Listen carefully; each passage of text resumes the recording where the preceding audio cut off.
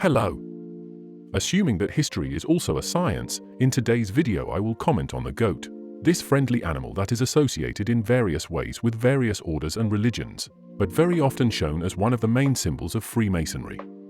Speaking specifically of Freemasonry, the goat is often associated with the 30th degree of the ancient and accepted Scottish Rite, where it is symbolically used to represent various ideas, such as fertility, renewal, and even the duality of good and evil.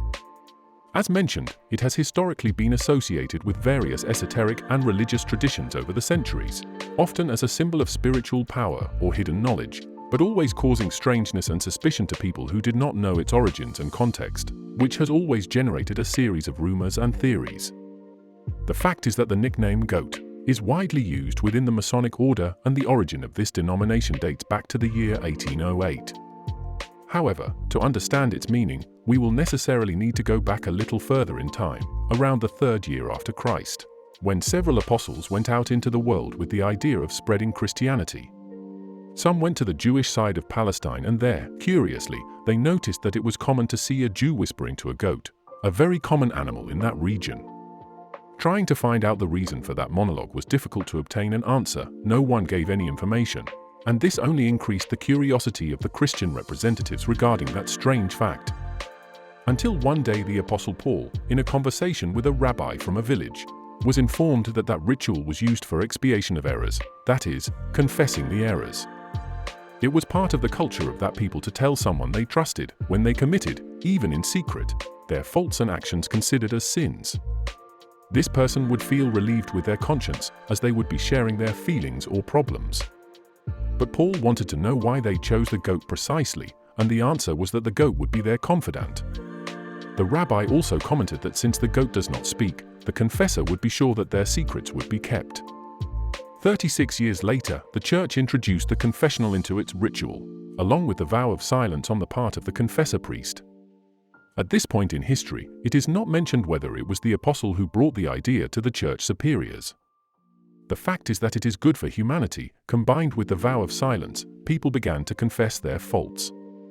Returning to the year 1808, after the coup of the 18 Brumaire, France had Napoleon Bonaparte presenting himself as the new political leader of that country, and the church united with him began to persecute all institutions that were not of the government or the church itself.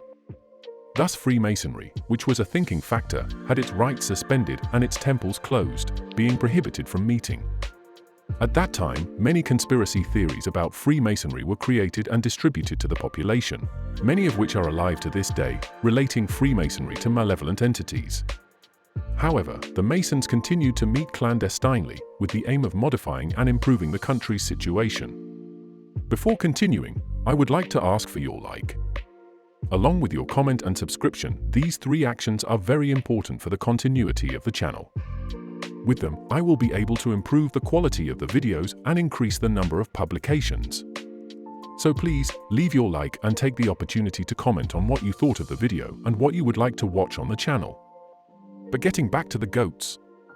Because the Masons continued to meet clandestinely, many of them were arrested by the church and subjected to terrible inquisitions.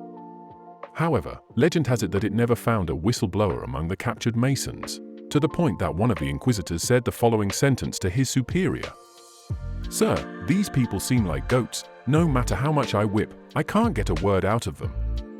So from this phrase, all Masons had the denomination of goat for the inquisitors, the one who does not speak and knows how to keep a secret.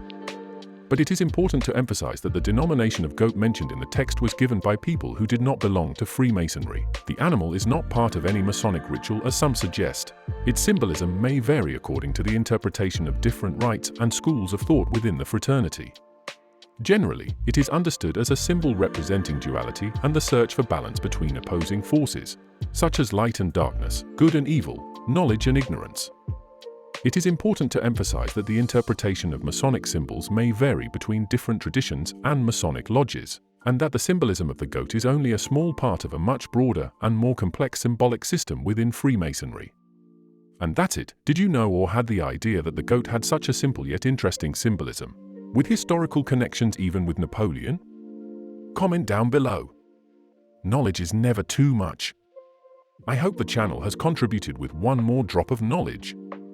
Share this video with your friends and family so that everyone can see this little animal with different eyes, perhaps more fraternal and friendly. And until the next video on science, technology, and history,